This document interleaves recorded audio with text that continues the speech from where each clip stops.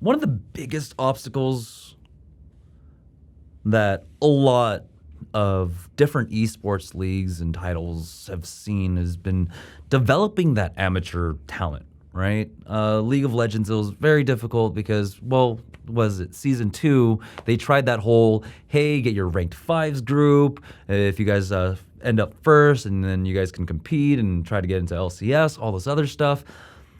But it's not the same kind of environment when you're running ranked 5s or ranked 6s. And so Overwatch can't do that. Counter-Strike, you had ESEA, right? And you can find your pug stars, but you really do need that amateur league, that like minor league to really develop it. And so while Contenders is in place for Overwatch League to develop the talent, there needs to be a lot more incentives, I would say. I imagine, as this continues to ramp up, Contenders is going to see a lot more money, a lot more production value, and, well, the prize money alone will entice endemic orgs to stay within it, even if they're not signed or, partnered with an Overwatch League franchise.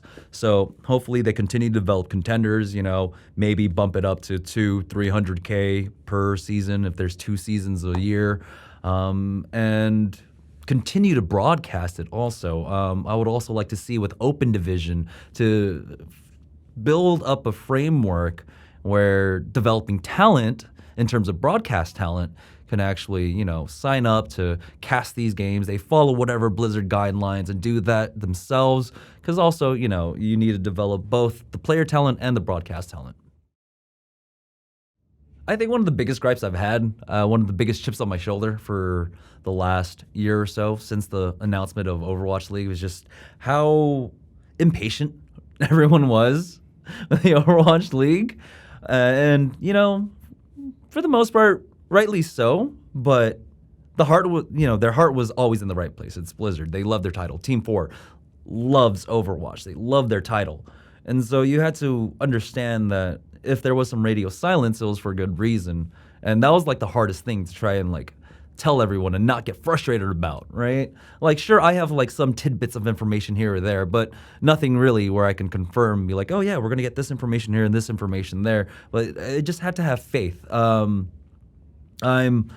immensely surprised by what Blizzard has accomplished, especially with this arena here in the short amount of time that they've actually had it.